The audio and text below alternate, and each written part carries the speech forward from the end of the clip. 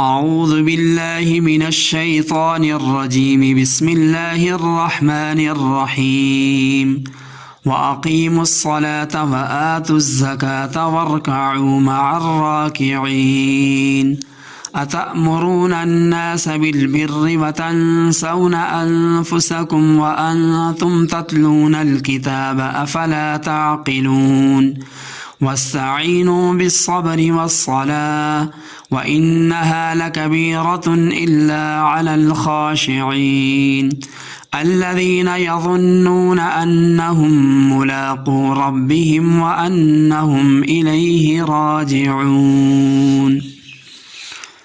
وأقیموا اور قائم کرو الصلاة نماز وآتوا اور ادا کرو الزکاة زکوٰۃ اور ارکعوا رکوع کرو مع ساتھ الراکعین رکوع کرنے والے اتأمرون کیا تم حکم دیتے ہو الناس لوگ بالبر نیکی کا اور تنسون تم بھول جاتے ہو انفسکم اپنے آپ وانتم حالانکہ تم تتلون پڑھتے ہو الکتاب کتاب افلا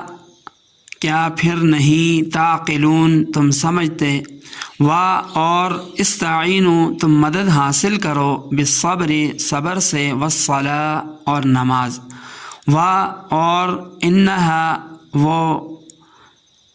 لکبیرہ بڑی الا مگر علی پر خاشعین عاجزی کرنے والے الذین وہ جو یظنون یقین رکھتے ہیں انہم کہ وہ ملاقو روبرو ہونے والے ربہم اپنا رب اور انہم یہ کہ وہ الیہ اس کی طرف راجعون لوٹنے والے وَأَقِيمُوا الصَّلَاةَ وَآتُوا الزَّكَاةَ اور قائم کرو تم لوگ نماز کو اور دو زکوٰۃ کو وَارْكَعُوا مَعَ الرَّاكِعِينَ اور عاجزی کرو عاجزی کرنے والوں کے ساتھ أَتَأْمُرُونَ النَّاسَ بِالْبِرِّ کیا غضب ہے کہ کہتے ہو اور لوگوں کو نیک کام کرنے کو وَتَنْسَوْنَ أَنفُسَكُمْ اور اپنی خبر نہیں لیتے وَأَنْتُمْ تَتْلُونَ الْكِتَابَ حالانکہ تم تلاوت کرتے ہو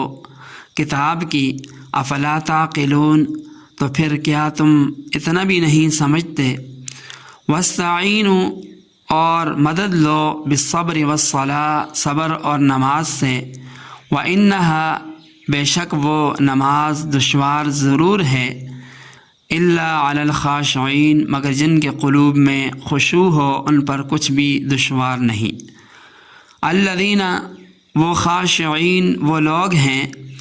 یظنون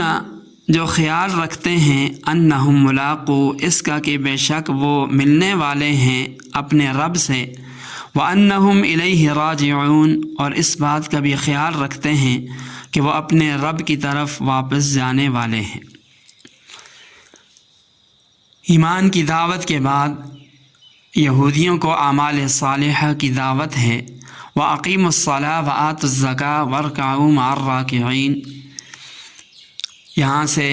یہود کو اعمال صالحہ کی دعوت دی جا رہی ہے اعمال صالحہ دو قسم کے ہیں ایک اعمال ظاہری اور دوسرے اعمال باطنی پھر اعمال ظاہری کی دو قسمیں ہیں عبادت بدنی اور عبادت مالی یہاں ایک جز کو ذکر کر دیا کہ عبادت بدنی میں عظیم الشان عبادت نماز ہے اس لیے نماز قائم کرنے کا حکم دیا اور عبادت مالی میں عظیم الشان زکوٰۃ ہے اس لیے زکوٰۃ کی ادائیگی کا حکم دیا اور اعمال باطنی میں عاجزی خشوع خضوع نہایت اہم چیز ہے جو حاصل ہوتا ہے اہل تواضع کی معیت سے اس لیے وَارْكَعُوا مَعَ الرَّاكِعِينَ کی تخصیص فرمائی یعنی اہل کتاب میں سے یہود کو پہلے دعوت دی گئی ایمان اور قبول اسلام کی اس کے بعد شریعت اسلامیہ میں سے نماز زکوٰۃ اور تواضع باطنی کا حکم دیا گیا اور یہ تینوں عمل عظیم الشان ہونے کے یہود کی حالت کے بہت مناسب تھے، اس لیے ان کی تخصیص فرمائی گئی۔ نماز سے ان کی حب جاہ کم ہوگی، زکوٰۃ سے حب مال ان کا کم ہوگا، اور تواضع باطنی سے حسد وغیرہ میں کمی آئے گی، اور یہی مرض یہود کے اندر زیادہ تھے۔ مراد یہ ہے کہ ایمان لا کر پورے ملت محمدیہ میں شامل ہو جاؤ اور اسلام کے تمام احکامات کو قبول کر لو۔ آگے فرمایا اتأمرون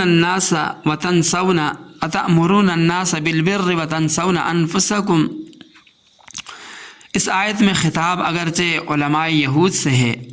ان کو شرم دلائی جا رہی ہے کہ وہ اپنے دوستوں اور رشتہ داروں کو یہ تلقین کرتے تھے کہ تم محمد صلی اللہ علیہ وسلم کی پیروی کرتے رہو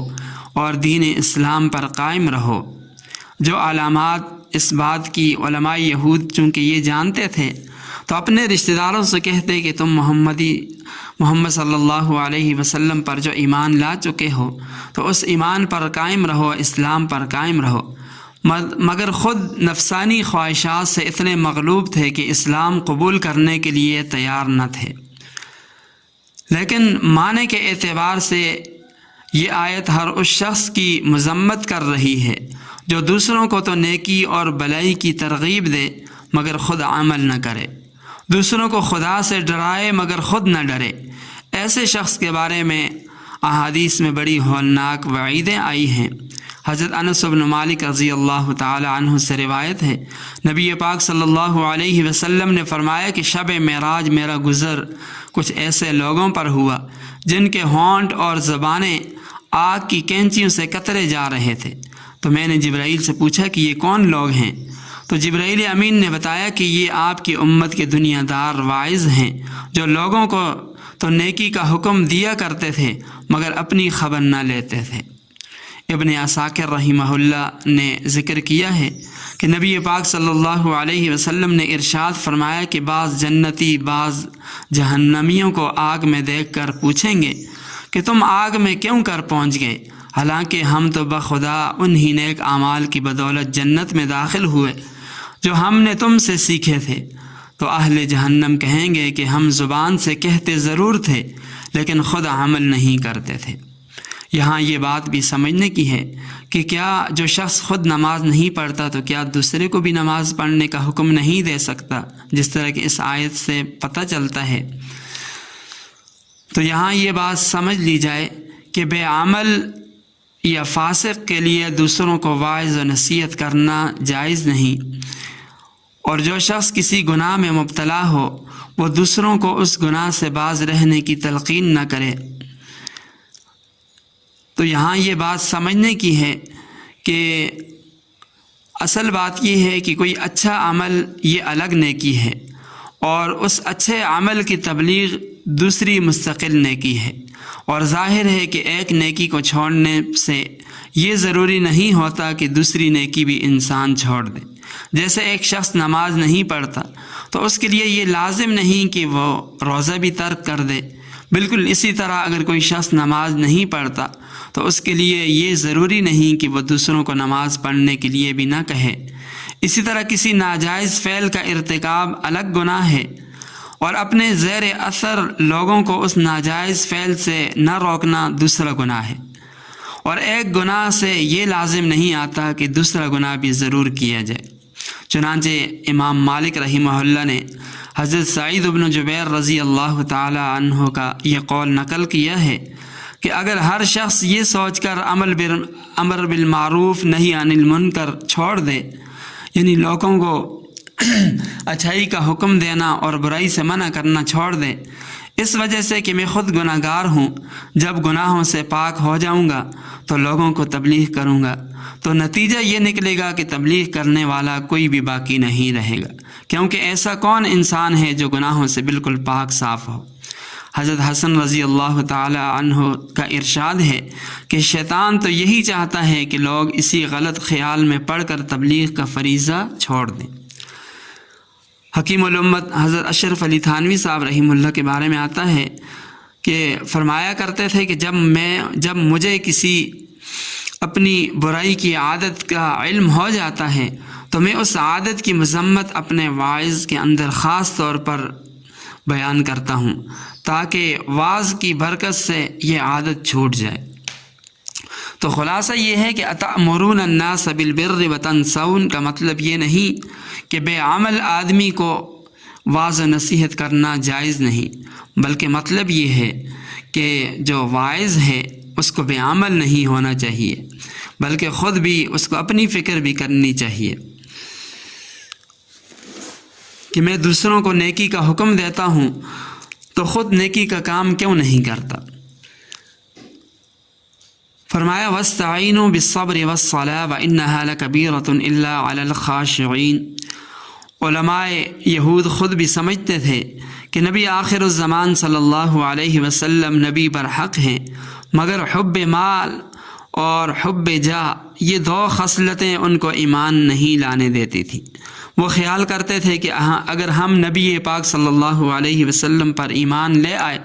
تو ہمارے ہدیے نذرانے فطرانے ہم سے بند ہو جائیں گے، لوگ پھر یہ چیزیں نہیں دیں گے۔ اس لیے آگے اللہ تعالیٰ نے اس کا علاج ارشاد فرمایا وَاسْتَعِينُوا بِالصَّبْرِ وَالصَّلَاةِ، یعنی اگر تم کو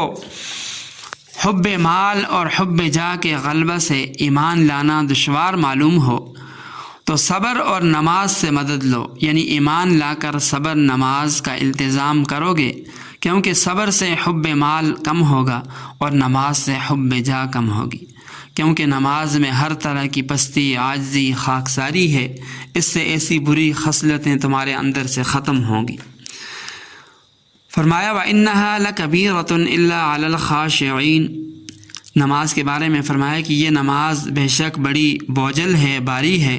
الا علی الخاشعین، مگر عاجزی کرنے والوں کے لیے یہی نماز راحت کا سامان بنتی ہے۔ حدیث پاک میں آتا ہے جب نبی پاک صلی اللہ علیہ وسلم کو جب کوئی پریشانی لاحق ہوتی، جب کوئی مشکل پیش آتی تو نماز کی طرف رجوع فرماتے، کیونکہ نماز سے تعلق باللہ کی قوت پیدا ہوتی ہے، اور انسان کا تعلق اللہ تعالیٰ کے ساتھ جس قدر مضبوط ہوگا اسی قدر مشکلات کم ہو جائیں گی۔ انسان کو مصائب کا احساس اسی وقت ہوتا ہے جب اس کا تعلق اللہ تعالیٰ کے ساتھ کمزور ہوتا ہے۔ تو فرمایا یہ نماز بوجھل ضرور ہے مگر عاجزی کرنے والوں پر نہیں۔ عاجزی کرنے والے کون لوگ ہیں؟ فرمایا الذین یظنون، جو یقین رکھتے ہیں انہم ملاقو ربہم، کہ وہ اپنے پروردگار سے ملاقات کرنے والے ہیں، اور فرمایا وانہم الیہ راجعون، اور انہیں یہ بھی یقین ہے کہ انہیں اللہ تعالیٰ ہی کی طرف لوٹ کر جانا ہے۔ تو جب اللہ تعالیٰ کی ذات پر یقین بھی رکھتے ہیں، اللہ تعالیٰ کی ملاقات کا، اور اللہ تعالیٰ ہی کی طرف لوٹ کر جانا ہے، تو وہ نیک اعمال کی طرف رجوع کرتے ہیں، برائیوں سے، ایسی چیزوں سے اپنے آپ کو بچاتے ہیں۔ اللہ تعالیٰ ہم سب کو عمل کرنے کی توفیق عطا فرمائے۔